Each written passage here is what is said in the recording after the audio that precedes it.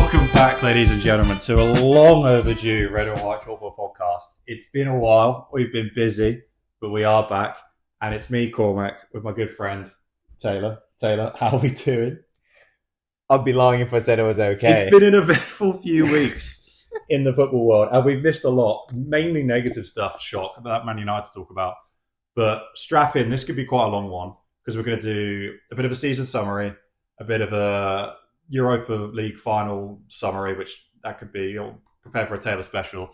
And then we're going to kind of look ahead of the summer and kind of what else we've got going on. So this is going to be basically the last 3 weeks and forward, summarised very quickly. So kind of settle in.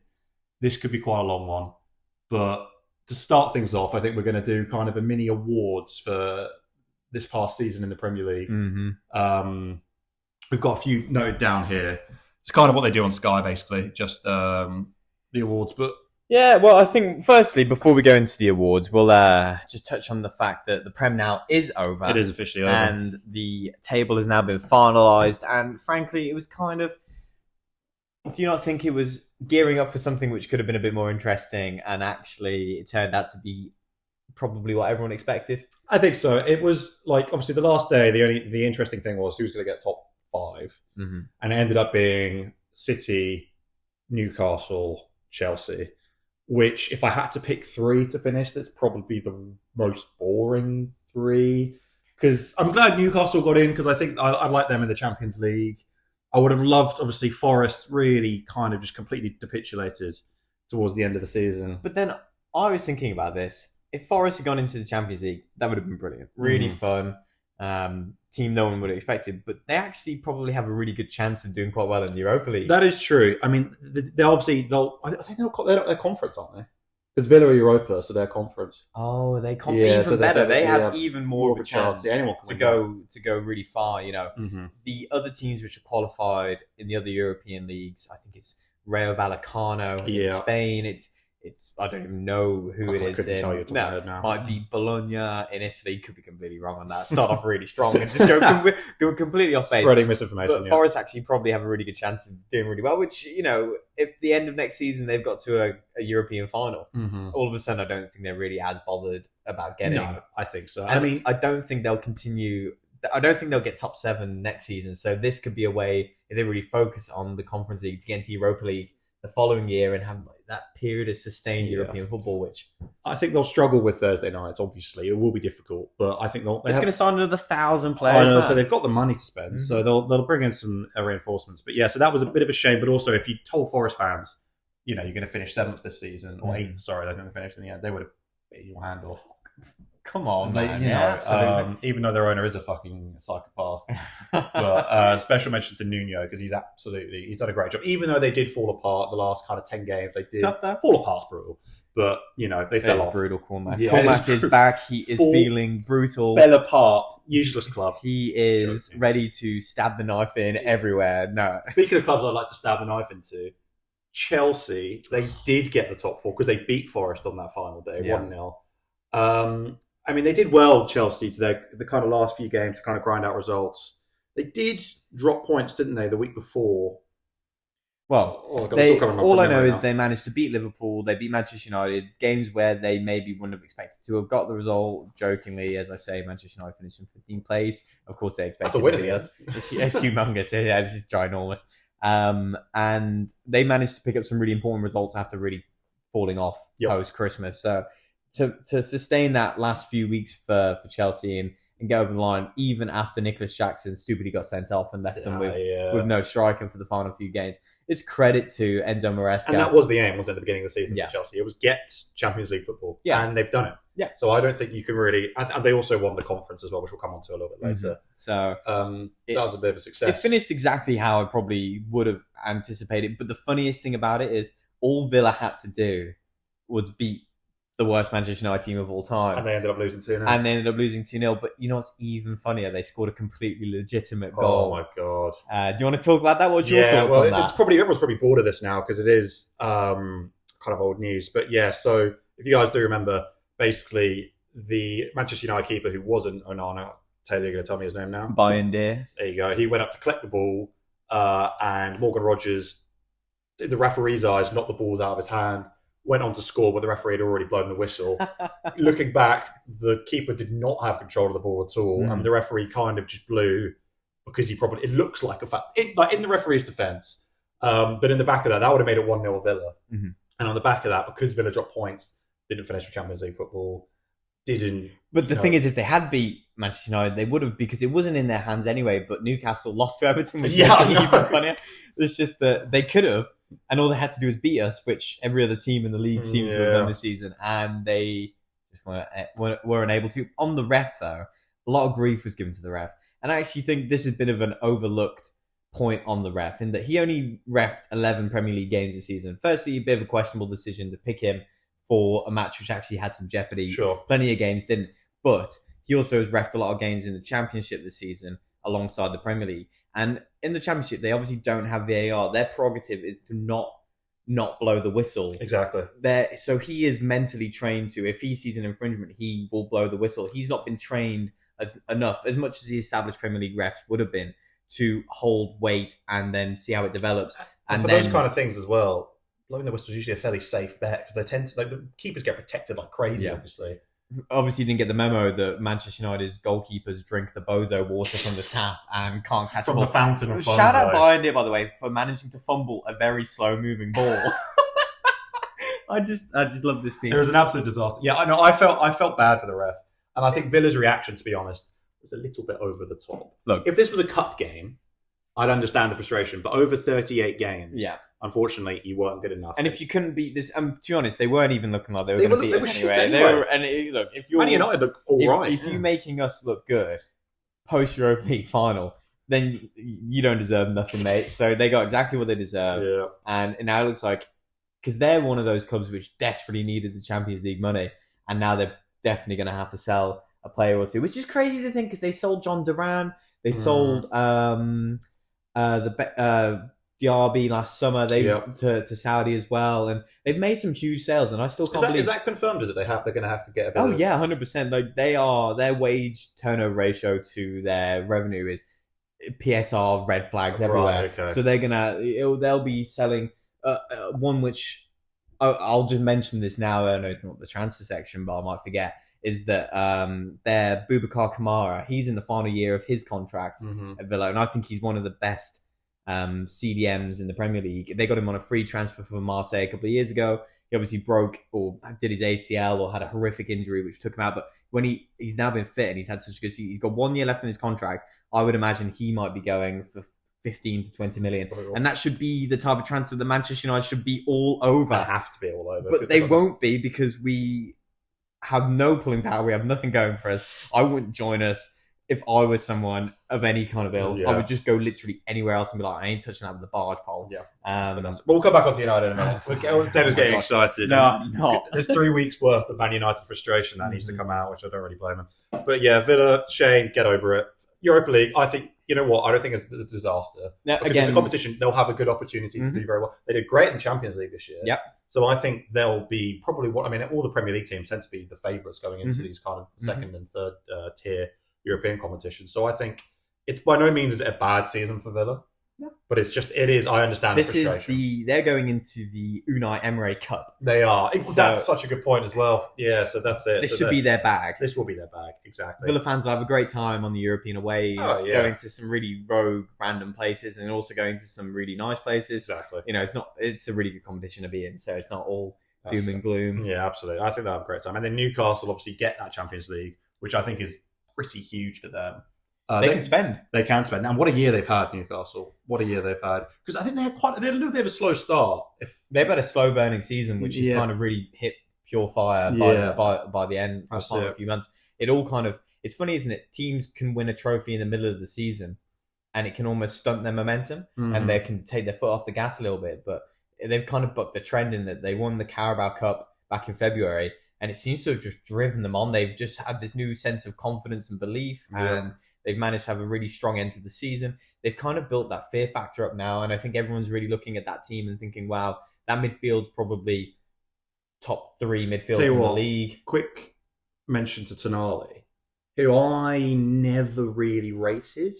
When he first signed for Newcastle, I was very much like, he's a fine player, but he's not I didn't know what type of player he was, to be honest. Yeah, I think well, everyone that's the thing. misprofiled him. I think because he has the long black hair and he looks all Italian. Everyone's like, oh my gosh, he's some kind of Andrea Pirlo yeah. regen. But he's absolutely not. The bro doesn't stop running. He's such a machine. workhorse. He's so technically sound. He's probably the best this season. He's been probably one of the best defensive midfielders. Yeah. Him and Class Rice as a defensive midfielder have kind of been the two standouts. He's really been fantastic. What a clever buy from Newcastle, by the way. When they bought him when they hadn't 2 years ago, was it? Yeah, when they hadn't even got Champions League yet, and obviously I know he had all the issues off the field. Well, the man loves to gamble, and I can respect that. Yeah, man, he's probably got one hell of a bet put on Newcastle finishing in the top 5 this season. So he's probably quids in right now, and he's very happy about it. Yeah, good on him. So yeah, he's had a great season. Him alongside Bruno Guimaraes and Joe Linton is a pretty formidable midfield. Scary midfield, man. It's very tough, well planned, and it'll be. It's funny. Newcastle have just announced the departure of their second sporting director in the space of a year, and Paul Mitchell has announced that he is leaving, which has come actually as a bit of a surprise because he obviously came in to replace Dan Ashworth after he left to join Manchester United, and that obviously went really well for us also. But he came in, and I think he again struggled with because Eddie Howe has built up such good rapport with the fans, with the board. I think any sporting director that's coming in that isn't essentially an Eddie Howe man, because he wasn't, and apparently he's a bit of a straight talker, straight to the point. He has his own mind, he has his own way of thinking, and I think the relationship, albeit was okay, was never something moving forward which they probably imagined it could be. Yeah. And he's announced his departure now, which means that Eddie Howe actually, until they get someone to fill that role, will be the full, essentially, sporting director for the team for the summer until they get someone in. Wow. So it's going to be his transfer targets that they're bringing in. And I would anticipate Newcastle moving pretty quickly in the transfer window to try and get some of these big targets in. Yeah, we'll talk about who I think will probably go in a bit, but it's interesting section. That they've lost their second sporting director in the space of a year. But it seems like Eddie Howe has just got such a foothold. It seems to be very traditional in that the manager seems to do it all there. Yeah. And it's funny, isn't it? Because he was seen originally as a stopgap once the ownership took over. And they were very much, let's get someone in steady who's going to, not make us any worse, potentially make us better, and then we can move on to that superstar coach in due course. But actually, football's a funny game, and he's now looking elite. Mm-hmm. He's looking like an elite manager. He's got an elite team around him, and they are managing to get something out of this Newcastle team, which no one would have thought when they first came in. So kudos to him. Absolutely. Yeah, and he obviously was ill a couple weeks ago with pneumonia, so it's good to see him okay, and I'm sure he'll be very happy with the end of the season Newcastle have had, and they won a trophy. So that's huge. I think what a great season for Newcastle. Top 4 in a trophy. Yeah, and as much as we banter with Newcastle fans on the online spaces, I am happy for them, and I think I just do like Newcastle. I would love to banter them more, but my team finished 15th, so yeah, exactly. I'm going to have a very banterless episode here where I can't really mock anyone or anything. Shall we quickly touch on Man City as well? Obviously, they finished 3rd in the end, so their disaster season has been no trophies though. No trophies, which is nice. Yes, because they did get beat by Crystal Palace in the FA Cup final, which will come on. What a game that was! Yeah, what a game! But Man City, it's definitely just been a transitional year, hasn't it? I think beginning of the season they were probably favourites with Arsenal, joint favourites, if not the favourites to win the league. Mm-hmm. So it has definitely been a down year and a disappointing year. That being said, it looks like it's going to be, again, kind of teasing. We're going to talk about transfers towards the end of the episode, but it's going to be a big year for them. And the rest, not Man United, but the rest are kind of the top 5, top 6. But Marmoush has come in. He looks really good. Obviously, De Bruyne is now gone, which is obviously going to be a big mess. It looks like Gundogan's probably going to leave. Bernardo Silva's probably going to leave. Grealish might be leaving. I don't know. Grealish is 100% out of the door. Yeah. I actually think Gundogan is staying. Is he going to stay? Is he? I think they activated his year extension, so he's going to be staying. You would anticipate this is the year Bernardo Silva finally leaves because after the last 4 years, 5 years of him being linked to leave. Yeah. And Jack Grealish will 100% be going. Yeah, I think. Probably a few others as well that we're thinking of. You're probably going to get rid of a centre back or something. Centre back, exactly. Did you see that comment from Guardiola? Kovacic maybe on the way out as well. Where he was essentially saying, if the board, I don't want a big squad. Yeah, I don't want more than... He normally typically will be using 18 to 20 players throughout the whole season. He doesn't want more than 20. And he came out and said, really bizarre comment in that if the board give me a huge squad, then I might just leave. And I was like, well, that's a bit. He's kind of had dramatic. some Guardiola-isms, hasn't he, in the last few weeks? He's kind of gone on his He's a man mental... looking on the edge. He is. And whether it's very entertaining. It'll be interesting to see whether he actually has the energy to really go through what they're going to have to do to get back to the levels that they were 3 years. It's really difficult when you. I mean, I don't doubt that they'll be back up there next year. Oh, no, obviously they finished third, so as long as Guardiola is there, they're never not going to be in the pushing mix for of the things. title. Yeah. And if the season had started 5 months ago and it had another, you'd anticipate they would have picked it up. They would be well in the mix. Yeah, so there's some injuries problems as well, but so did everyone this year. But yeah, on the back of that, any other teams? I mean, we'll talk about Palace winning the FA Cup as well, actually, because that was. I think that's a good segue. We haven't done an episode, have we? No, we haven't even talked to you. No. Although I'm pretty sure we did say that Palace was going to win. I like to think we did. Horns in the background. Yeah, for our predictions. Absolutely massive. Mm-hmm. I'm so happy for Crystal Palace. It's been a great year for not the underdogs, but I guess Newcastle winning a trophy, Palace winning a trophy, a certain other team in North London winning a trophy, and Man United not. But really, really happy for Palace. Great that Eze scored. He just got married as well, I saw over the last few days. So congratulations, Congrats. Eze, from the Red and White Football Podcast. Obviously, our invites got lost in the post. Yeah, well, it's one of those things. It happens. I understand. I get it. Great year for Palace. Now going to be in the Europa League as well. Mm-hmm. So they're probably going to be able to hold on to the likes of Mateta, Eze. Gay, might be on his way out from what we've seen. Feels like he's final year of contract. Yeah, if they want to kind of cash in on him, now would be the time. It's funny. Question for you. If you were part of the board at Crystal Palace, are you looking at that? You've got European football. You've got a strong squad. Mm-hmm. You've got obviously Wharton as well. And all the others that we mentioned. Of course. Are you hedging your bets and saying, should we just keep him and risk losing him for free? Because this could be the season we build. And if they have a good run in the Europa League, for whatever, it's crazy. Who's to say? Football's crazy, man. They've won an FA Cup. They've obviously got a good coach, fantastic coach. Maybe the team is built because they managed to finish 12th again, despite obviously seeming to be very good. They were shy at the beginning, weren't they? With the first 10 games, might be a very good cup team, and they might see this as an opportunity to go really far. He's obviously, I believe, he's the captain. Gay. Yes. So did they? What would you do? Hedge your bets? I think they'll probably look to keep him if they can, yeah. and I think that would make sense. I would, because like you said, this could be. I mean, even if it's they don't do particularly well, this is a once in a lifetime European competition for Palace potentially. So keeping your captain and maybe one of your most important players. If they said they're asking for 80 million last year. They're not going to get that now. No, I reckon this year 50. 50 Yeah, to 60 so mil. For 50 million, I think they risk maybe keeping him. Mm-hmm. Obviously, depending on what Gahey wants and what he would say, it does have some sway in this. But I would like to think he would want to stay for his. But then, club. If Newcastle come in and offer 50 million and Champions League football for Gay. Obviously, they were the team most linked with him last year. Really, almost got close to doing that deal. Yep. Are you turning around and being like, yes, obviously Europa League is cool. It's a World Cup year. Champions League could be the vibe. It's very difficult. What's the name of the Crystal Palace chairman owner? I forget. Steve Parish. Bang! That's huge from you. He was very good on the microphone after the win. But he's such a diehard Palace fan himself. I love that. Which is great. Vibes. Which is, again, it's vibes. Well, we don't have. He's obviously been the owner for a considerable period of time and watched this team through many iterations. Up and down. How amazing must it be to watch the team that essentially you've helped create from a business point of view anyway, and from managing obviously everything behind it, to watch that team go from a team which obviously was always in the Prem, never really pulling up strings, but always there, to then go watch them beat Manchester City in the final at the FA Cup. Yeah, FA Cup as well, prestigious. That's the absolutely one you want. Yeah. And it has a first trophy. Yeah, it has bought. It felt like it has brought back that prestige to the FA Cup a little bit, hasn't it? Because Palace fans were, from Man United winning it to City winning it, Chelsea won it a few years ago. Arsenal won in 2020. Only trophy for Mikel Arteta. Shout out. Great trophy though.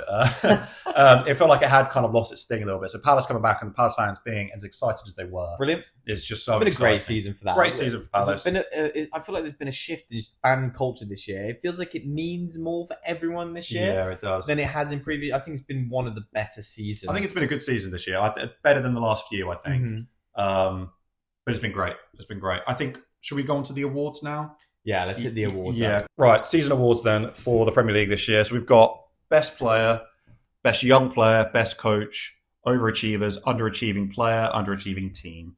So fairly brief, fairly easy. I mean, I think best players, unfortunately, quite a tap in. Yeah, it's an easy one. Best player by far. We've spoken about him sadly enough on this podcast now. Yep. Bukayo Saka. Yep.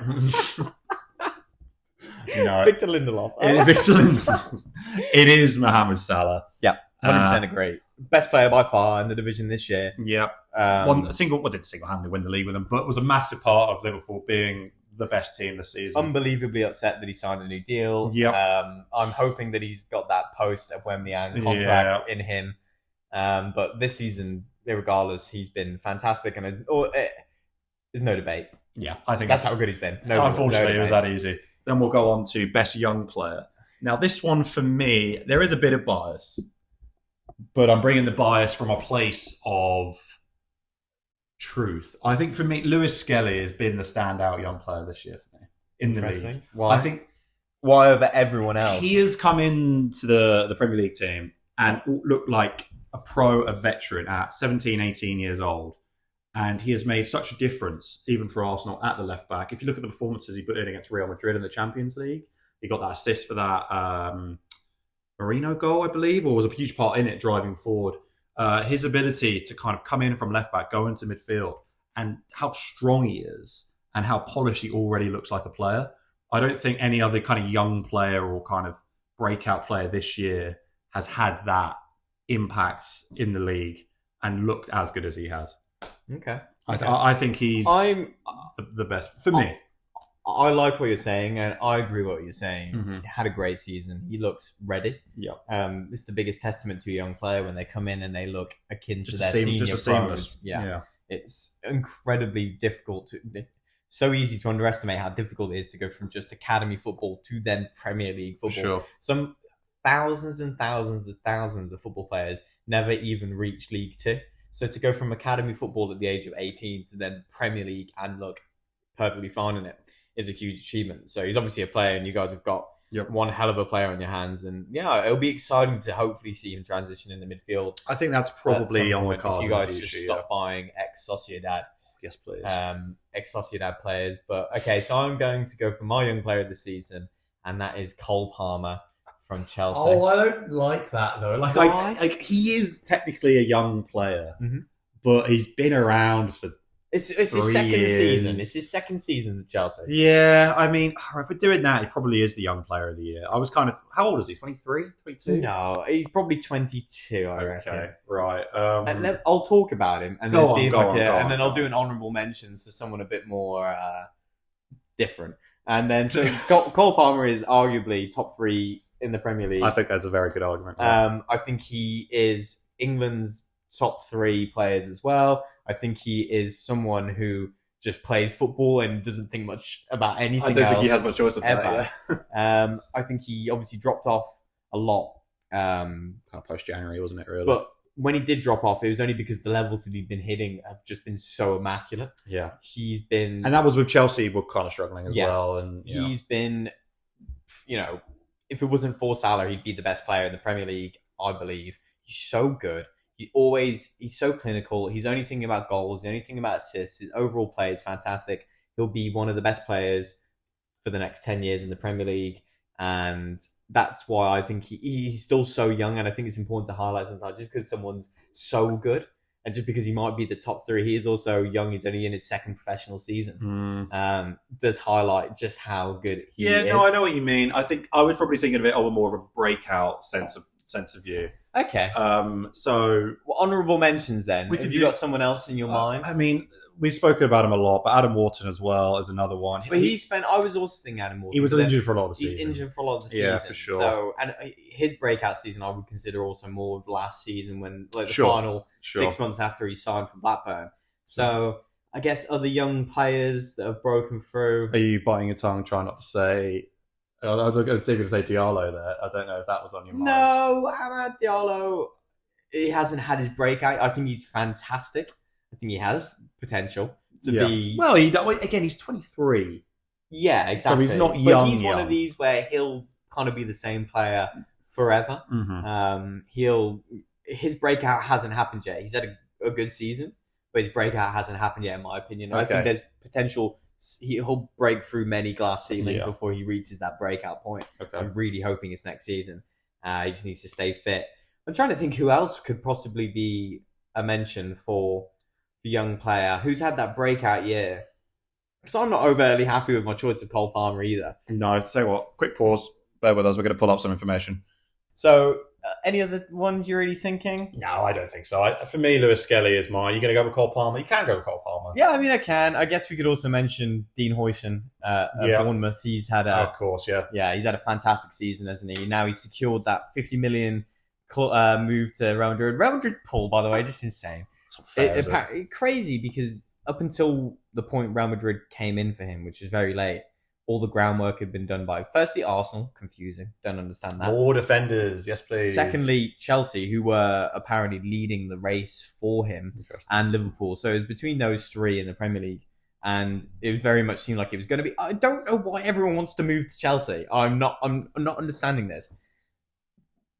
They don't pay lots. They have performance incentivized contracts, but their base wage, it's no different to what you would get. I know. You wonder what they're saying to them in the meetings, don't you? But they give it, like, for example, we'll come on to it a bit more, but they've just dished out a 10-year contract for Liam Delap. That's crazy.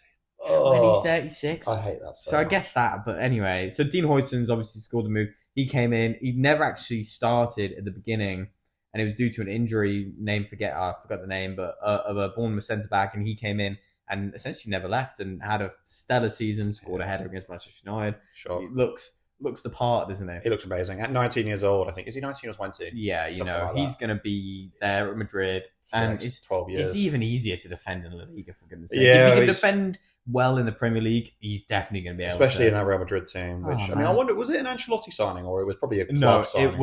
It was, I believe.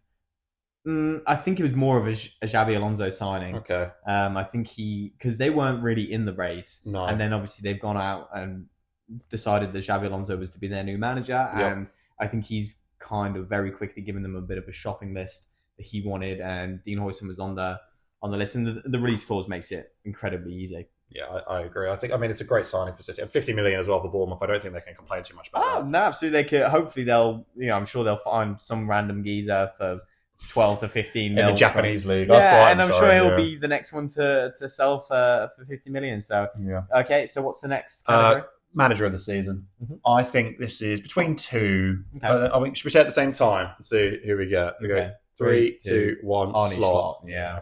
I think so. I mean, no one expected Liverpool to win the league this year. I think it's funny. I was reading a BBC article the other day, and it was like all the BBC pundits doing their league predictions. Not one of them, but Liverpool number one.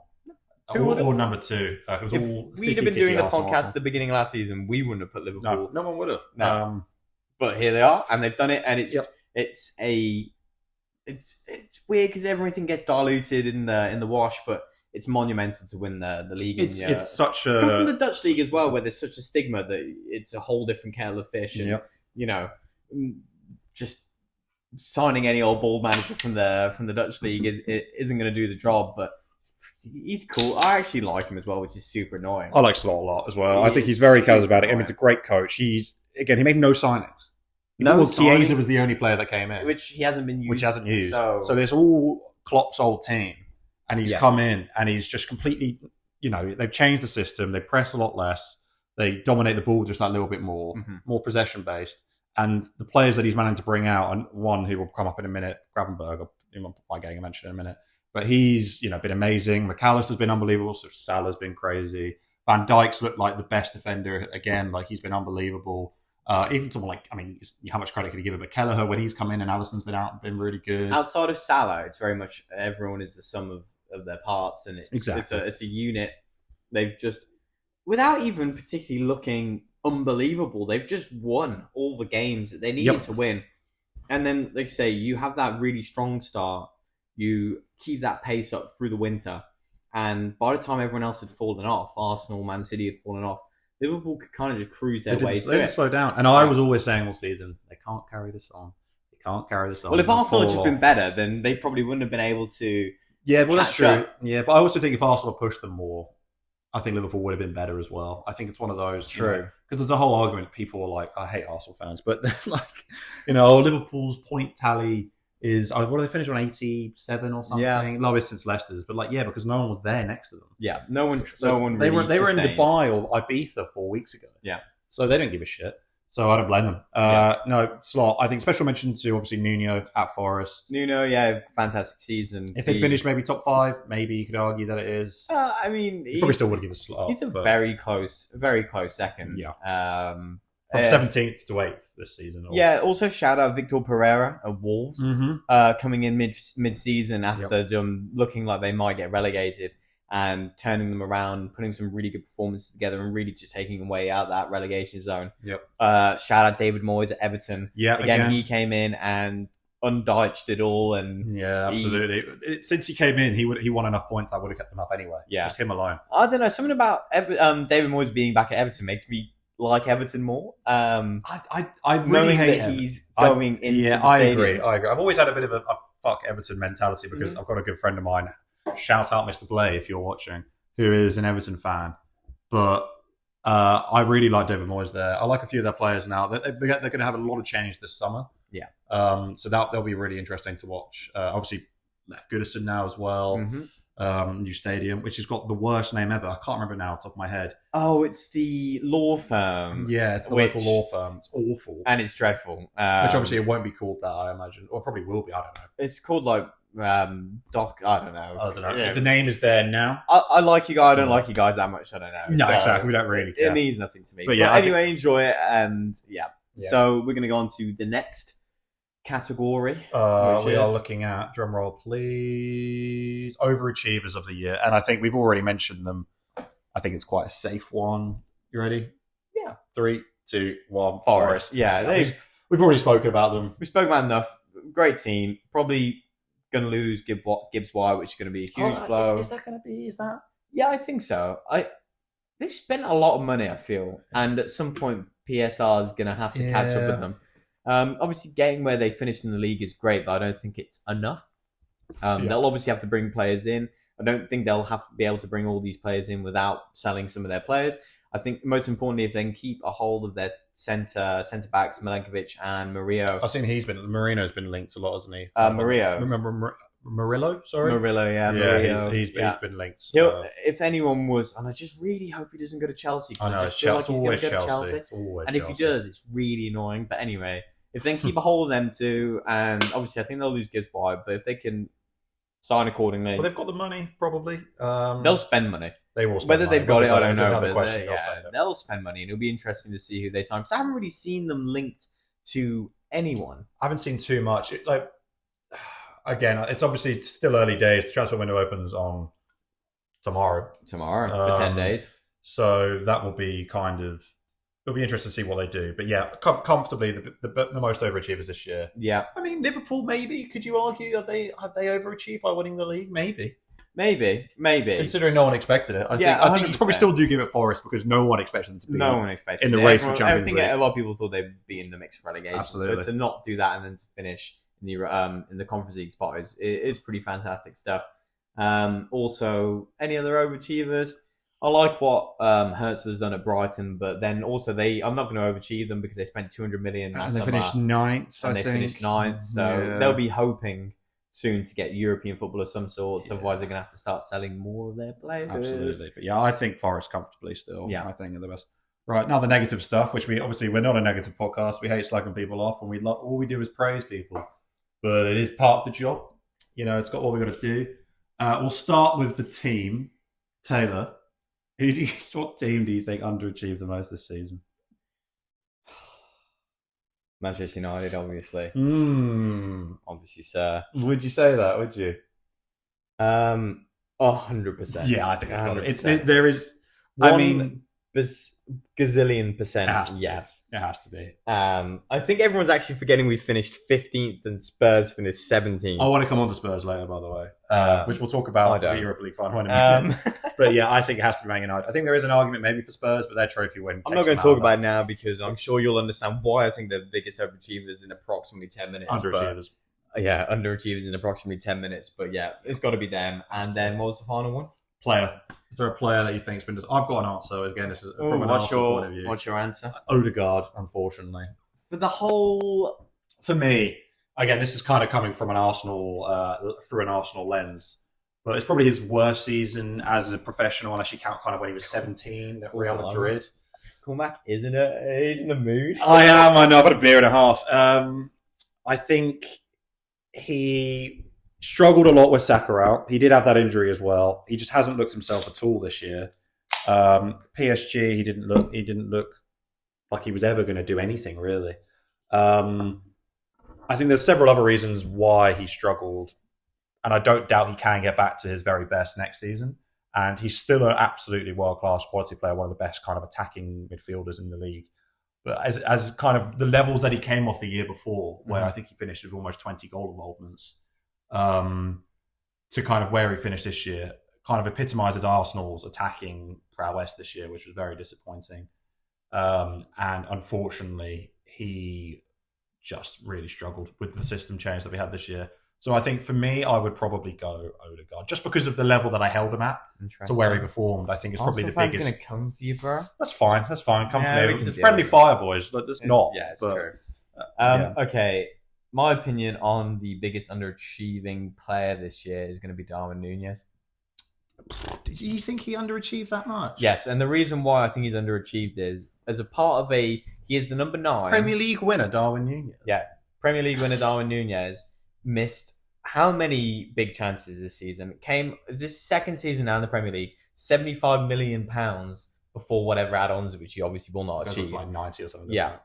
And it's the second season. His team have won the Premier League, and he's been nowhere near anything that they've done successfully. Yeah. He's going to be leaving. He's going to be going to Saudi, which if you'd have said that when he got bought from Benfica for all that money 2 years ago, that it's going to end after 2 seasons. How prominent is that? Because him moving to Saudi. Yeah. I don't think anyone else is going to buy him. You know what I would love? I was listening to a podcast on the way here, actually. We're talking about kind of summer transfers. And they're all kind of just, it wasn't like rumours, it was more just ideas and spending things out there. And a transfer I absolutely loved. And they were talking about West Ham's need for a forward. And they mentioned the name Darwin Núñez to West Ham. And I was has like, West Ham written? I would love that. That could be very much a case of if Liverpool haven't been able to ship him. Because Liverpool will be wanting to buy a striker at some point this season. Well, I think they're going to need another front line man. Obviously, yeah, they are. They've got a certain German coming in, which we'll touch on as well. Yeah, and they'll be wanting to buy a striker. There's no room for Darwin Núñez. And if they don't get rid of him to Saudi fairly early on in the window, it might be one in, for example, maybe he moves in this window now for the Club World Cup, goes somewhere. But you could very much see West Ham coming in, loan bid at the end of the year. Like 30 million, but they want to, not, again, they made the point of the podcast, they were like, Liverpool want to not break even, but they would want to pay off the rest of the team. And the only way they're going to do that is if Saudi come in and buy him, because no one else is going to pay any kind of money for him. No. Look, I'm a Man U fan. I know my fair share of buying players for loads of money and they're being worth about 10 mil. Yeah. So it's difficult to get rid of these guys, man. They stay around. So unless you find... I've got a soft spot for Núñez just because he is a chaos man. Yeah. And I think at a kind of slightly lesser... Never learned to control the chaos, so did he? And he never finished those chances when he really... If he'd have just finished 5 of them, maybe, the light would look different. Yeah. But he didn't. So he's going to get shipped out. Yep. Also, shout out Raheem Sterling. Oh my God. Don't think he scored a goal, did he? He didn't. No, not in the league anyway. But he got some cup goals, but he gives a shit. Shout out. Just an absolute disaster of a line spell, that. Absolute disaster of a line spell. I wouldn't call him the underachiever. Because I also want to shout out my boy Rasmus Højlund. Yeah. He had a really, really, really bad season. As Manchester United 9s go, he might have just had the worst season. Yeah. Which I hate to say because he's so young, and there is a player in there somewhere. There's a player in there somewhere, but just it's so far. There's too much pressure for him, which is fair. He's 22 years old and he's been asked to carry the front line. But he's I've never seen a player so short of 4 league goals. Oh, I think he scored 3 league goals. Xerxes got 4. Big problem for us is scoring goals, and our two guys up top have not done that. No. So I think he's been another Man United man maybe. Yeah, as well. You got to have look. If we're finishing 15th, someone in there has got to have underachieved. And I think for me, for Manchester United as well, as much as I love him and I still think he is a good player, Mason Mount. A lot of it has been injury related. Well, I'd say it's underachieved just because he hasn't been able to be on the football pitch. If he can put together, I won't call him an underachiever until I see him put a. No, I think that's fair. I think maybe I'm being a bit mean. And sorry, Mason. Who else has been under? There's been some stinkers. There's got to be a West Ham player in there, surely. Fulcrum, but who really expected to? Oh, actually, you know what? Paqueta really didn't have it this year. No. Like, considering he was like City linked. He must have had a bet on it. He must have had a bet on it. But I thought he really wasn't himself this year. Bowen was kind of the only shining light in that. He's got to leave in it, surely. I don't know. Like, he's such a West Ham man. He is, and he's married to Mr. West Ham's daughter. Exactly. So, I don't know if the shoe fits. Yes, I mean, he's kind of got it written all over him. But there you go. I'll go with Odegaard to be my final one, which is a shame because I still love him and I think he's amazing. But I'm going to go Darwin Núñez. Yeah, and those are the season awards. That is kind of the Premier League season wrapped up. Thank goodness. Done. Bueno. Finito. Yeah, I think it's been disappointing. We'll come on to Arsenal in a bit. But now we'll touch on, which was last week, the Europa League Cup final. Man United 0, Tottenham Hotspurs 1. Tottenham's 17-year trophy drought coming to an end. And that was a League Cup that they won back at 17 years ago. It means Champions League football for Spurs, even though they finished 17th on 38 points. And got that second-year trophy that he mentioned, which is, you know what, absolutely fair play to him. But, oh my God, that might be the worst game of football I have watched all year. The goal was an absolute... I can't express how bad of a game of football this was. We were in a pub. I was watching it with a bunch of my friends on our phone because the TV didn't have the football on, which was great. Shout out that pub in Portsmouth. But Taylor, take me through your Man United thoughts, the thoughts going on during the game, and how you're feeling now. Ladies and gentlemen, strap in. Yeah, strap in, guys. So actually, I'm going to tell you about my journey. So frequent listeners of this podcast will know that I was not going to Bilbao out of my pure rage for being told I was not getting a ticket. And my plans changed. And I already had a flight to Bilbao. And the idea was I was not going to go to Bilbao. I was going to be in Italy to get some beach time, to relax a little bit, to get away. Plans changed. And I ended up going to Bilbao with no ticket. But I thought I would go enjoy the festivities. And then no matter what happened afterwards, I would go enjoy the beach. So I flew into Rome on the Tuesday night. I got there approximately midnight. And I had to sleep in an airport for 6 hours. It's important to document the journey because so many people, and this is not just me, thousands of Manchester United fans spent thousands of pounds, hundreds of hours getting themselves to Bilbao. This was not an easy final for people to get to. No. It was incredibly expensive. There was a dearth of accommodation available, and it was an incredibly complicated journey and event essentially to plan to get to. So it's important to recognize the effort that was put in. I stepped in an airport for my flight, which was at 7 a.m. from Rome. I didn't sleep. I had about 4 coffees. And then I got on my flight and I arrived at Bilbao at 8 a.m. I went to the gym because I needed a shower. Got a day pass and, was just walking around, and it was a beautiful sunny day, and there was lots of Spurs fans everywhere, lots of Manchester United fans everywhere. The day was fantastic. There was no animosity. And shout out the traveling support for both teams because there was no issues. There was no fighting. Obviously, on social media, you'll see stupid videos of people doing stupid stuff. But that is very fans. Yeah, there was but with the Spurs United fans as well. From the nights before, with the leading up and everything, when everyone's drunk, that's a very small percentile. Yeah. And in terms of the bad rap that English fans get when they travel abroad, which is a lot, and we get policed accordingly based off that very, very fake reputation that we have. Everyone was very, and I actually put it down to the fact that both sets of fans were just incredibly we're both awful, so let's just vibe.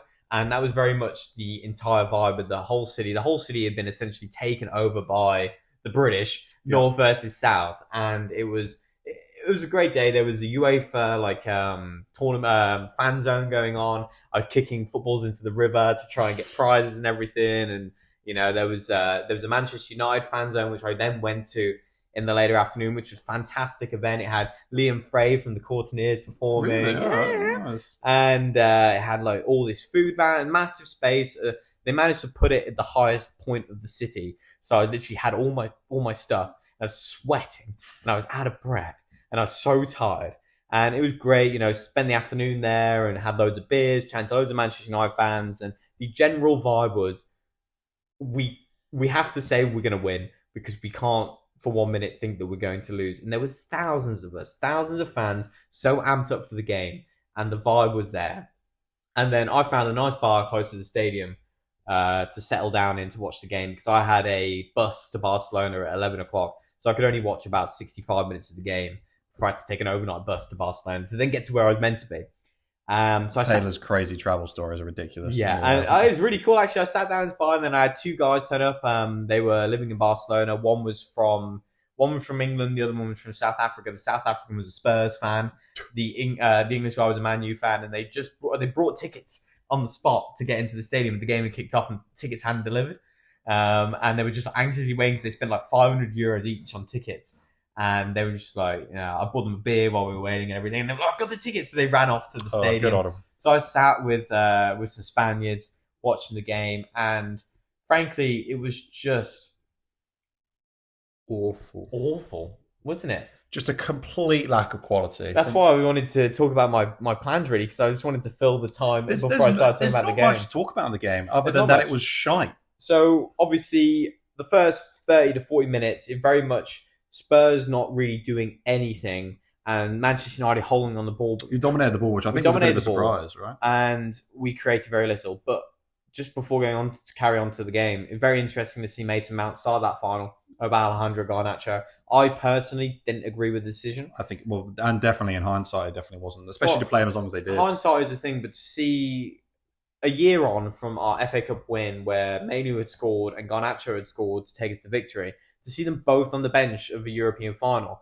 is low-key heartbreaking as a Manchester United fan, because that's not where this should be. Garnacho has had a indifferent season from a Manchester United perspective, in that he's managed to get 10 goals, 10 assists in all competitions, but also he's missed so many big chances, and he's not a natural fit in the new system that the coach wants to play. So I can understand it, but also respectfully, I think as a coach, you have to look at what someone's given you, and he's played over 50 games this season. He has contributed. He's not like Haaland, who has managed to get 4 or 5 goals in all competitions. He has got double digits contributions in goals and assists.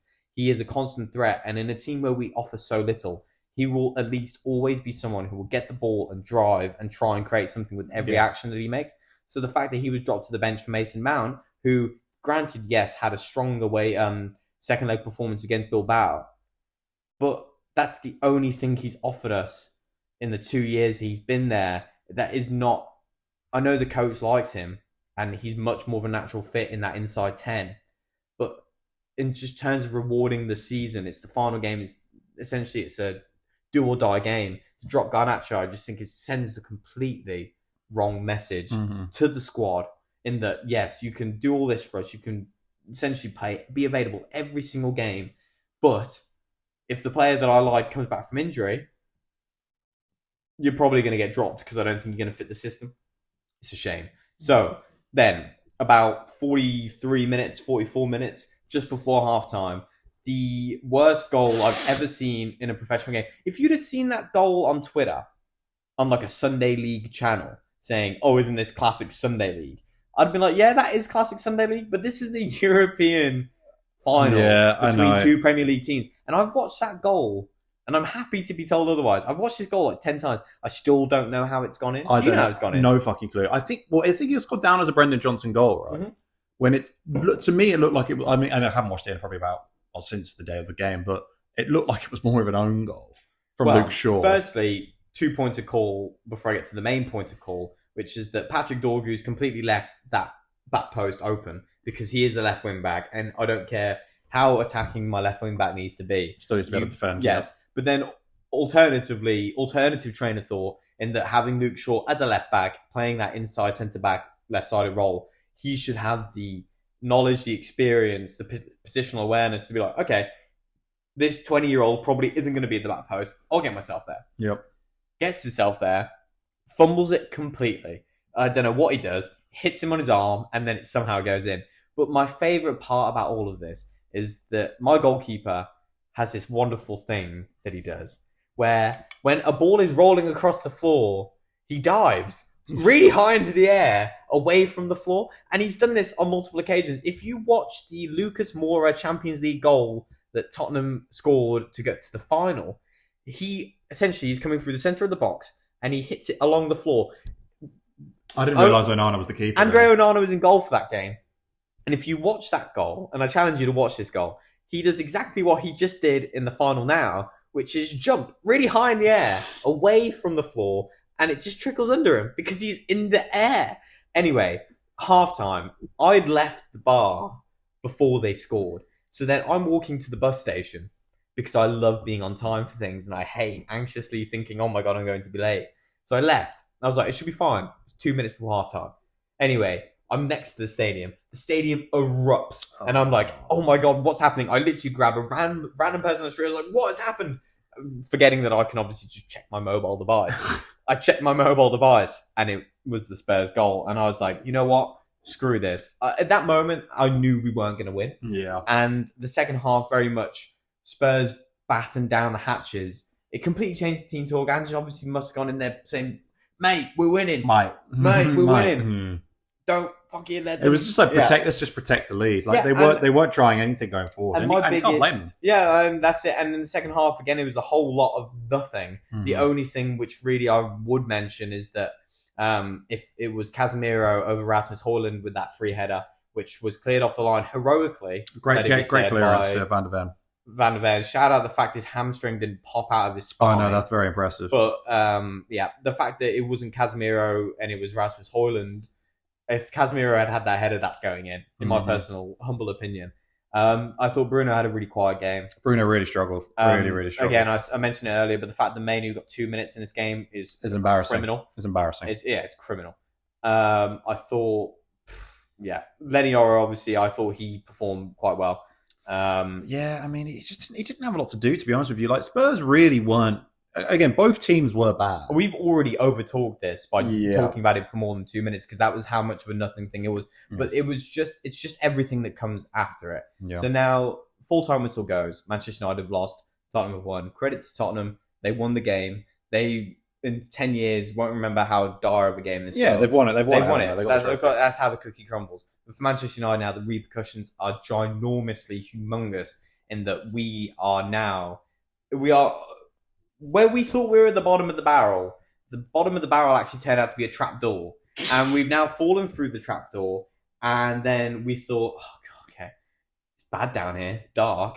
But at least it can't get any worse. But then the final happened. And it turns out there was another trapdoor. And we fell through it again. So we are now as low as you can physically imagine. As a fan base, as a club, everything that the club's doing is it's just annoying everyone more. 48 hours after the final, they had released more redundancies. They emailed staff 48 hours after the final to say, yes, I know you're at the party that we put on where you all got a hot dog each and maybe a beer.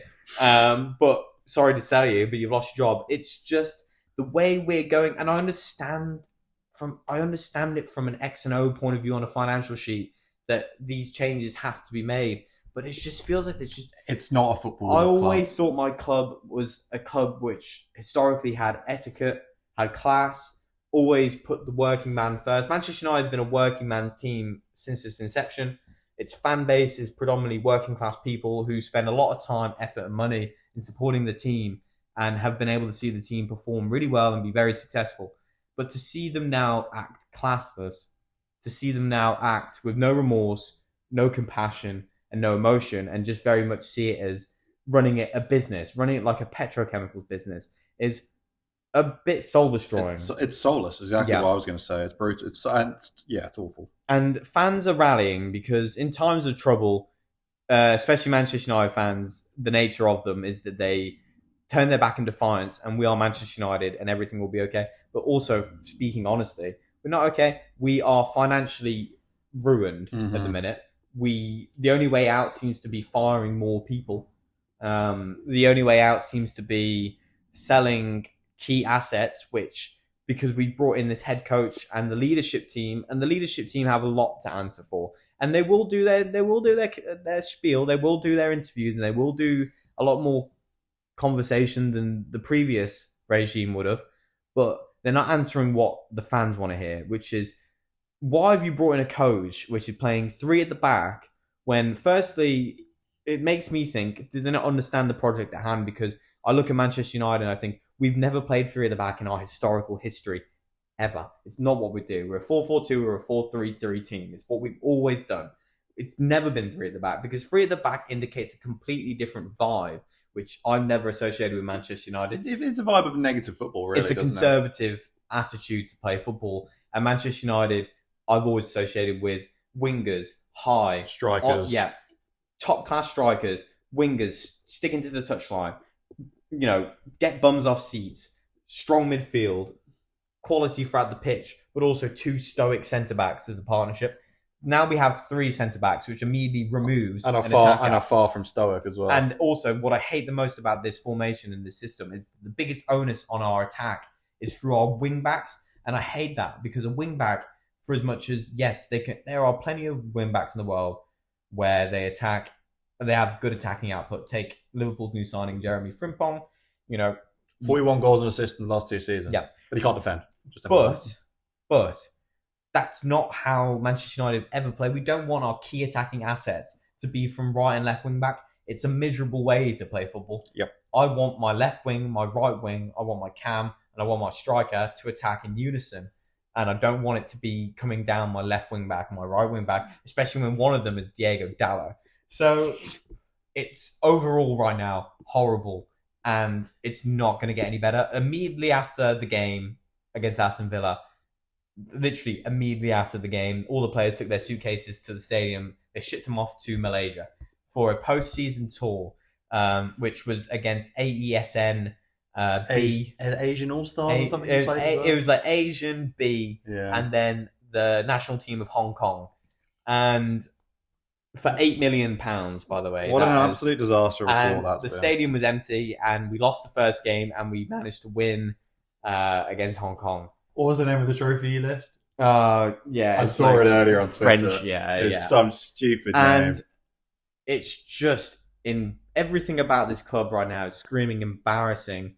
I don't like how the coach is approaching certain situations. Again, Garnacho looks like he's going to be leaving. The big one, obviously, the big news, which I guess I will mention now, is that Bruno Fernandes looks, if I was to put a percentage chance on it, I would say about 65% chance. More likely he will be leaving than staying. And at that point, I'm thinking, well, really, what is the point? Because, okay, we get 100 million for Bruno Fernandes.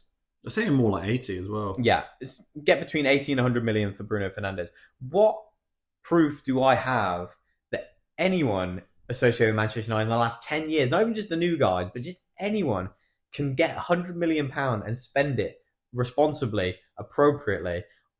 Look, this manager is going to be backed and he's going to have players that are brought in. But we've done it with every single manager we've ever had. That's our whole... Everyone's like, oh, no, wait till Ruben's backed. Wait till he gets his players in. We've done this with every single coach already, and it always just goes wrong because as soon as the coach gets sacked, all of a sudden Ruben Amorim gets sacked because we're 11th at Christmas, and then we've just got 14 wing backs and 19 centre backs and one striker because it's just like, well, we attack for, and then all of a sudden we bring someone else in and we go back to a 4-4-2 or a 4-3-3. And we just have none of the right players again. It's obviously, I know the whole remit, the whole nonsense they're spouting is that no, we're buying fluid players who can play in a variety of systems. Not about the system, but inevitably the players they're brought in are going to be coached to this system. And on the system as well, it's upsetting because the academy obviously aren't taught in a 3-back system. They're taught in a traditional more 3-3-3 system, 4-3-3 system.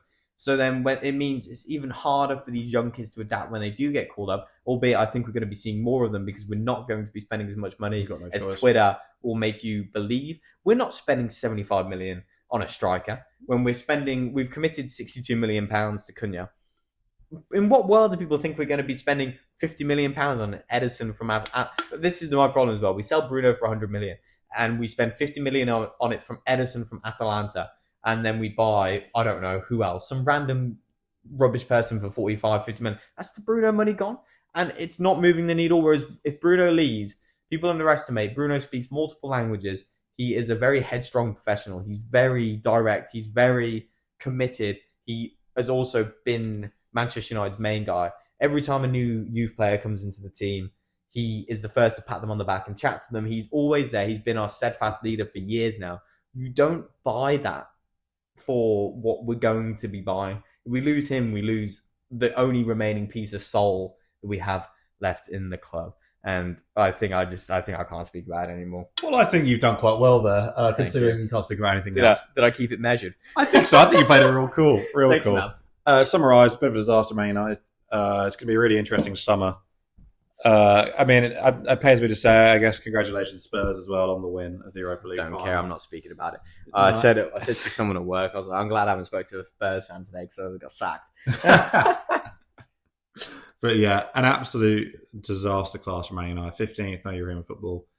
Kind of leading on from that, I think we'll start to look at the summer. Well, actually, Cormac, before we... should we talk about Arsenal briefly? I want you to talk about Arsenal. Give me a break. Yeah, talk me through. What's your overall thoughts and what's your overall expectations going into the summer? So this won't be as long as the Man United section, so don't worry, folks. But I think it's not a shock to say disappointing year because there's no silverware, no trophy. We didn't challenge to that Premier League that we wanted to. Listen, we did get to the Champions League semi-final, which is great, but still, with the context of everything else, it's disappointing, I guess you would say. I don't think Twitter will lead you to make you believe that this has been an absolute disaster season. Who is Arteta? What's he doing? That is stupid. Arteta is the guy. He still is the guy. We've had a bad year. Sometimes that happens, I think, is the way you've got to look at it. Yes, we've struggled with injuries. I saw Thierry Henry on the overlap, who is my favourite player of all time, which many Arsenal fans my age will probably tell you. Kind of talk about he can't use his excuses and injuries and stuff. And you know what? He is right. And he also went on to mention about, trophies and how Arsenal haven't won any. And he did say, Man United obviously won FA Cup.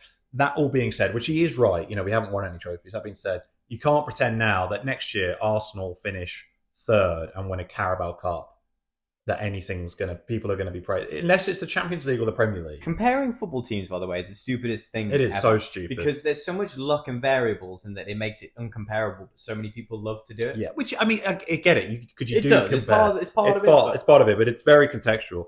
But yeah, the year disappointing. Not a shock to say that. I think because it's a big summer incoming. Looks like Arsenal already signed Zubamendi, who is the 26-year-old, I want to say, midfielder from Sociedad, who's a defensive midfielder. So I think he comes in and he starts immediately because it looks like there's going to be like Jorginho's on his way out. You don't spend 60 million on a player, and he quality player. Liverpool wanted him last year. He wanted to stay for another year, and we didn't want to move to Liverpool. Yeah, like other players, but we'll come on to Liverpool because they're actually looking quite exciting already next year. That's a good signing, I think. Not necessary one. The big one that everyone's spoken about for the last 18 months to 2 years is the striker. Links coming out the last few days that Siesko at Leipzig, make sure I'm getting the right Red Bull club there, Leipzig, is Arteta's favourite from what we've seen. It looks like Gyökeres is our sporting director, I forgot his bloody name. Oh my gosh. Brata. I can't remember his name, which is really embarrassing. But Gyökeres, who plays for Lisbon, looks like the favourite for him. They're both big boys. I think Siesko is a 22-year-old, would not be the correct decision. It's a dangerous signing. It's a very dangerous signing. He is a man who is got that Nunez gene, aka the bozo gene. Yes. He's a big guy. He's like 6'3". He's rapid. He's strong. But he misses a lot of chances. And we don't need... And he's only 22 years old as well. So he's by far the finished article. Whereas Arsenal right now, we need someone who's in to win now. I think... I saw a graphic for Seshko. His professional seasons and the goals he scored. He's hit consistently between 16 and 22 goals. I wasn't sure if it's in all competitions or in league. Yeah. Across his professional career. It's consistent, but it's not spectacular. Yeah, which I don't think we need a 30-goal-a-season striker. No, because Saka will get you goals. Saka will get goals. I think we'll probably bring in another left winger as well. If you bring in Seshko, it's incredibly important that you bring in a world-class... Well, Rodrigo, obviously, for Real Madrid, there's been some... I don't think that will happen. I would be very surprised. I would be very surprised. I mean, that would be an amazing signing. Yeah, that would elevate your ceiling immediately. Yeah, it would be crazy. But then, I don't. Is he not more of a right winger than more of a left winger? Yeah, he is. I think traditionally. I think he's played more games. Don't on the do right. what we did with Sancho, which is buy him to play on the right wing, and he gets it. He's like, yeah, by the way, bro, I like playing on the left wing. And it's like, oh wait, but we've got Marcus Rashford, so I guess you both can just not be a Manchester United anymore. Fuck off then. Yeah. But yeah, so just summarise the season. Disappointing. There are bright moments. For example, Lewis Skelly we've spoken about. Looks like Gabriel, centre-back's about to sign another contract as well. Huge news. Which is massive because we did miss him towards the end. Saliba's still going to be here next year. There's obviously murmurs. There's been Real Madrid murmurs since we signed him, basically. Always, they haven't got that much money. They haven't got that much money. But that's exciting. We have, again, we've got the best defence in the league. So it is now, we need a striker, a left winger, probably another right winger as well, because Saka dropping out. Someone who can push Saka more. Oh, Raheem Sterling. Yeah, God. I don't know what's going to happen with him in Chelsea. That'll be really interesting. That's funny. He's got to go abroad, doesn't he? Oh, Sterling. Saudi. What a stinker. Yeah, Saudi. But I think next year is going to be the biggest year of Arteta's. It's the year where either people turn or you silence the critics. I think so. I think there's obviously a lot of context to do with all that. But yeah, it's going to be, we're going to need to be Premier League, Champions League, FA Cup. Well, the real issue we've had is we haven't really had massive cup runs with Arteta. It's always been league focused, which has been great but we haven't won any leagues. So who gives a shit, So I think next year will be vital. Phase 6. Yeah, I think so. It's going to be vital, but it's going to be big money. Give me a name for left wing. Other than Rodrigo, I don't know who you look at. I think Nico Williams. You know what? Nico Williams isn't an awful shout.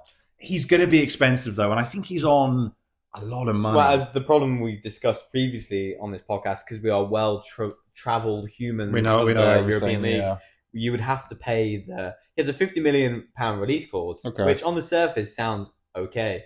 But the nature of Spanish football is it has to be paid in one lump sum. So there's no option to split that payment. So it's an incredible output for one summer in the year where in the times where we roll along 3-year financial periods, 50 million in one hit. He's on about 250,000 euros a week as well. Yeah, I think I'd stay, man. That's amazing. I know, exactly. So I think that would be a crazy, crazy signing. Someone like Avisa at Brentford. Well, Antoine Semenyo, perhaps. Semenyo would be amazing. There are options and there are players out there, but we do need more attacking players. Like I think Havertz had actually quite a solid year when he played, but he's not a striker. He's not a goal scorer. I've got a question for you. Go on. Alejandro Garnacho, would you take him? 40 mil? Probably not for 40 mil. Really? I think there's better players out there. And again, it comes back to Arsenal need players. 10 goals, 10 assists in this worst Manchester United team of all time? I don't think he's that guy for Arsenal, unfortunately. I think he is a good player, and I think he will be a very good player. And I think Man United getting rid of him is stupid. Stupid. But wholeheartedly. I know, but I think, we need players 25, 26 years old and kind of going to come in and make an immediate For phase impact. 6, you need these. For phase 15. You do need these 25 to 28-year-olds who are actually good. And there's going to be a lot of pressure on these guys coming in, especially this number 9 that we end up signing. I don't think Sesko's that guy. I don't think he's that guy. I think if I had to pick, it probably would be Gyökeres. Again, I know he's coming from Portugal. I don't know why you guys don't just go get Victor Osimhen.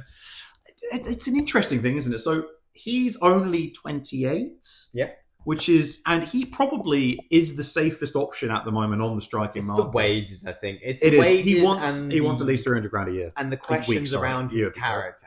Yeah. And Arteta is the weirdo we know him to be. Mm-hmm. Wants his players to be robotic family man with families of 16 children and married and, no loose cannons. No loose cannons. And Osimhen has the potential to be, which is why I think Manchester United should be signing Victor Osimhen. I think that would be an amazing signing. We need more loose cannons. Would be the signing of the summer. If Man United end up with Osimhen, would be hilarious. The vibes seem to be from well-connected people in the media. Yeah, that we know. That obviously we know. Our connections. Is that he seemed that the move to the Premier League is very much just more speculation rather than reality, and the actual reality of it, he's probably going to move to Saudi. Yeah. But I tell you what, if a Premier League team did pull it off, I think that'd be absolute god. I mean, I would love to watch a Victor Osimhen. I would love to be. Yeah, well, I mean, he was linked to Chelsea, obviously, wasn't he? A few years ago. Obviously, now with but the I'm pretty sure my great nan was linked to Chelsea last week. So fair point. But yeah, I think that number 9 is going to be very important. I know, obviously, we were linked with Watkins a lot in the summer, who apparently reports have come out. Have you seen this? That we were offered Watkins before they sold Duran, and Arteta said no. Which is very interesting, and I wonder what that is, because I can't imagine it's a character thing, because Watkins seems like, I mean, he's an animal on the pitch, and he is a very good player. Obviously, he's going to be 30 years old now. Yeah, he's going to get you 15 Premier League goals. Absolutely. Which this season would have moved the needle for you. So. I think for 60 million, I think you probably sign him in January. Well, I think in January for 60, 100%. But I hated this. I had said it at the time, and I say it now. Everyone was using this phrase, oh, they're keeping their powder dry for the summer. But if they're keeping their powder dry and they sign Benjamin Sesko, I'm looking at that and I'm thinking... For apparently reported like 90 million euros they want for him? Obviously. It would be like 60. Like, come on now. Let's calm down. Come on. There is, I truly believe, so much... if you're going to buy Benjamin Sesko for 60, you're so much better hedging your bets on a 20-year-old for 20 million and just seeing how that goes. Because I think... And then Hugo Ekitike. There we go. I think we're pronouncing that perfectly. I think I've really not pronounced that properly. Yeah. He's going to be going for 80 million euros, and apparently he's going to Chelsea as well. So please don't go to Chelsea. He looks Why really is everyone going to exciting. Chelsea? If any professional footballers are listening to this podcast, and I know there's a few of you, so do not go to Chelsea. Stop doing this. Stop feeding the beast. They're destroying the market, and they're ruining careers. Go to Portsmouth, man. It's a beautiful city. Yeah. Just live it up by the sea. Yeah. I think you'll have a great time. But yeah, quickly summarising then, Arsenal, a lot of money to be spent, 250 million plus summer. I'm expecting to come in here. Striker, at least one other forward, probably another midfielder, and another Thomas Partey contract, which I'm so embarrassed by. But you all know the reasons for that. We don't need to get into all that. But yeah, on that, okay, we'll start. Again, this is kind of the beginning of that. We've already started the transfer talk. Cunha to Man United, we'll touch on very briefly. Yeah, medical scheduled this weekend. Yeah. I think that is a good signing for Man United. It's a fine signing. 62 million, though, is since the loss. Yeah, it's split over 3 payments. Okay. I love Manchester United's negotiation technique for this, in that we approached Wolves after agreeing the personal terms with Cunha and said, hi, guys. We know that the buyout clause is stipulated over three payments. So how about we just do 5? And Wolves answered with an immediate no, to which Man U said, fair, we'll pay him 3 then. So respect for them. Negotiation kings. Yeah, negotiation kings. Yeah. Credit. Yeah, good signing. Again, I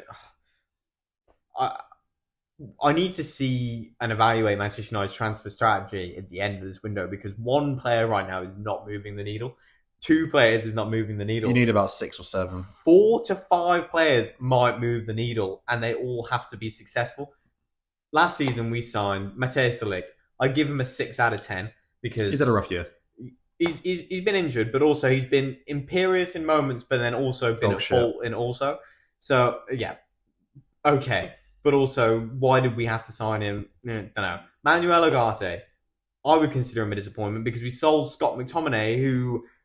The king of Napoli. The king of Naples. Oh my god, we need to speak about that, actually. We do. Scores a scissor kick in the final game of the season for Napoli, and then Lukaku scores the second one for them to win the league. Yeah. He has been on an absolute tear the last. He's basically been given keys to the city. He is met the Pope the other day, shook hands with the Pope, and he's having the absolute. And I am over the moon happy for him. Of course, he's been pounding his profile, and Antonio Conte saw him, thought, boy, have I got an idea for you. Let's crash that box, mate. Crash that box, and he's done it. And Jesus Christ, Scott McTominay is the MVP of the Serie A this season. He's won the league, and he's the MVP. Hilarious. He's been seen. He will never have to buy a pizza or an Aperol Spritz. Or a cigarette, which he's been enjoying as well. Or a cigarette, which also hilarious. Love it. Good. I think more football players should smoke. I can't believe, that's crazy. I mean, I can't believe he's not hitting this. So he's hitting this. Straight up on the fags, Bro's been in the Mediterranean for a year now, and he's full ripping. He did a great interview. Unfiltered roll-ups. They were like, "What's some of the things he goes, the vegetables here are just different. The tomatoes are just otherworldly. So bro is fully invested into the culture there. He's become that, sadly, and I think everyone's forgetting this. He was that guy last year for Man U. He was. Because we'd have finished 12th if it wasn't for his He goals. scored 2 goals against Brentford in the 90th and the 94th minute to win us a game. Yeah. The amount of times, and this is my bad. Last year, I always used to shout about McTominay because I always thought he's getting in the way. When he would score, I'd be like, brilliant. But that's where Rasmus Højlund, who would always be directly behind him, should be to score. But actually, no, it turns out I was completely wrong. And he wouldn't have scored them, and Scott McTominay was just scoring them. Yeah. So we sold him for Ugarte, who's been... I started on the bench again, didn't he? Yeah, hasn't played the last 3 games of the season. And this is a guy who, as the people on Twitter would like to remind you, knows the system and knows the manager. Bro, he didn't play in the final. And when he has played, he's looked bozo-ish. To say the least. Yeah, so we sold McTominay, and obviously he's gone on, and congratulations to him and Napoli for winning the Serie A. Is huge. The city absolutely adore. Oh, God, you win the league title in Naples, you are forever immortalised. Yeah. And now he will sit alongside Maradona. Diego Maradona and Kvaratskhelia and murals across the city, which is unbelievable to think. And it's who else did we sign? We signed Matthijs de Ligt, Nuz Mazraoui, who I actually think is a fantastic signing. I think for 15 million or whatever, he's not the problem. No. We also signed. Let's not do this too much. We talk about United so much. We have. Who do you want to sign? Let's say. Summarize really quickly. Mm-hmm. Don't have to give me names by any means. Just give me positions. Yeah. 4. Let's go 4. Because you probably need at least 4. Yeah, I would love us to sign Brian Mbeumo. I'd love us to sign Victor Osimhen. I would love us to sign Boubacar Kamara from Aston Villa. I would also love, if we do sell Bruno Fernandes, to sign Carlos Baleba from Brighton. Okay. None of those are going to happen. No. But I love to speculate and I love to dream. But that's very exciting. Other big transfer news, which we'll touch on briefly. The biggest one, I think, is Florian Wirtz going to Liverpool. Humongous numbers. Yeah, so he's going to be the most expensive Premier League player? £105 million, 130 million euros. Is that less than Caicedo? It might be just a bit less. Might just be about. But that will be bonuses, et cetera, et cetera. It's going to be top 3 most expensive signings in Premier League history. And it's probably going to be worth it. I think this guy, again, I'm not by any means a German league expert, despite what people may say. I think he is going to be the game changer for Liverpool again. I think for Liverpool he could be. I think he's going to be unbelievable. Oh, he's so good. 22 years old, scores goals. Whenever he has the ball, he looks exciting, can play the right pass, can dribble past players, no problem. I think he is going to be vital for Liverpool next year. And I think that takes a lot of the stress off an aging Salah. And to have him and Salah in the same team on the same lineup feels unfair. And I think that's an absolutely amazing signing for them. I'm going to temper that and say I actually think it might be just a fine signing. I think by the time if his contract ends at Liverpool and we reflect, I think it will be. I don't think it will be what Salah. I don't think it will be like Ballon d'Or style. I think he's that good. It could be. I just think, for example, Manchester City, and I find this more annoying, have begun discussions with Lyon over the fee for Ryan Cherki. And you think he's better? No, I just think pound for pound. Okay. I think that's a better acquisition than 130 million on Wirtz. But also, Liverpool can because they've just won the league. Yeah, they haven't spent any money. They have Champions League money from this year. They have Champions League money from last year. They've got no signings from last year on the books. You know, their quid's in. They're going to sell a couple of players for good money. Obviously, Trent, 10 mil on the books, lol. I mean, I'll take it. Yeah, take it at this point. They'll be able to sign more players.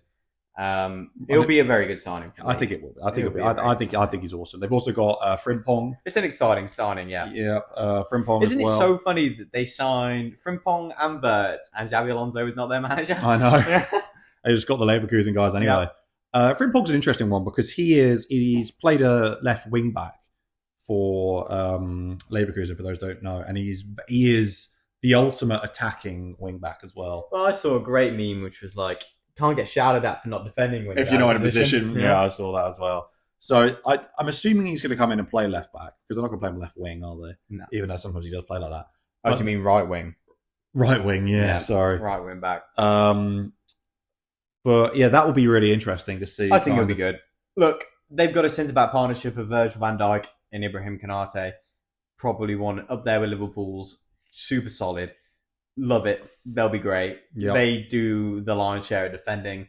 He'll be fine. Look, he will be fine. He'll be fine. He'll be a good signing. And they've also got Connor Bradley. Like, it's not do or die. They've got someone who already knows the system. And they've got the likes of Gravenberg if he has a season like he did this year. Yeah.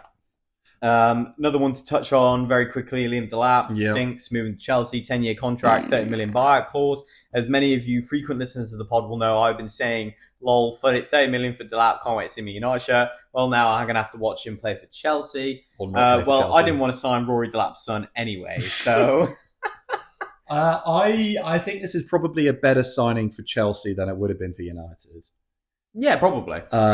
Because the last thing you need is another 22-year-old unproven striker. I just hope he enjoys the bench. I know, it's a shame, and Chelsea do suck, and they do sign fucking everyone. I mean, it's a great move for him, to be fair, because he's gone from a relegated to a Champions League level squad. Everton almost signed Armando Broja for 30 mil a couple of years ago, and you're getting someone who's actually scored 12 Premier League goals in a relegated team. Obviously got a high ceiling, has potential that maybe he could reach that 20 goals a season mark. I don't think he's that great, really. I don't think that Well, remember, we watched him in an Ipswich team. That's true. He did have a very good year. He's very good at driving with the ball. He's obviously quite athletic. He's quite agile. He's quite good at dribbling. Which is going to have to change up, obviously, as well. Because Maresca don't play that way, so it's going to be a lot more kind of clinical finishes, which Jackson doesn't have. Yeah. So they're going to obviously want... I mean, 30 million... isn't do or die money as well. So I think a 10-year contract, by the way, for one of the two, if it doesn't go well, is definitely a problem. Exactly. Todd Bowley, who only speaks at footballing conferences in the Middle East, by the way, was at a footballing conference in the Middle East and was talking about how they were trendsetters in the world of major football because we were the first to be giving these 10-year, 8-year contracts out. And I just heard that. Keep Americans out of football. And I just thought, bro, yeah, you're the first, but you're the only one still doing that. Like, you're the only team. What's going on with Mudryk these days? Because he's been still suspended, banned, isn't he? Bro, wore that chain, though, out in Poland. He got the medal, so he was out wearing that chain. I mean, good on him, I guess. Yeah, man. I do feel bad for Mudryk. I do feel bad for him. I do. Yeah. I think I do. He's had a bit of a rough time. We spoke so much, so I can't be bothered to explain why, but I just do feel bad. Yeah, that's a bit. Like I said, it was going to be a long episode. Any other transfers at the moment? I think we save them for. We will be back frequently now. We will. We're back. The season's over. We can do more fun stuff. We can chat to you guys more. Exactly. If there are any other ideas, if anyone is listening and cares to let us know what you want to see, we'll give it a bloody go. We've got pre-season begins end of July, so we've got the Club World Cup coming up as well. We have got the Club World Cup, and I'm promising between now and the Club World Cup to sit down and give you guys a bit of an in-depth... We have about 2 weeks for that. Yeah, an in-depth breakdown into the background and to why this thing exists. And why it stinks. Who are the stakeholders and who does it really mean the most to. And not to spoil anything, but it's not the footballers or the football clubs. £1 billion prize? Well, it means a lot more to them now as a result, but for a long time, this has not meant anything to the world of football, but the men in suits. And we'll do that breakdown. We'll have a good discussion about that. We'll do a bit of a preview into the teams that are there. Players are going to be signing for these teams. What's Cristiano Ronaldo going to do? So we'll talk through all of that. So much football, folks. So much football. The football never ends. No one will ever win the football. And we are excited to say that is the conclusion of the 24-25 season for football. And thank you very much for joining us. Quickly, remember when we were like, what a year to start a podcast, both Arsenal and Man United to win European trophies.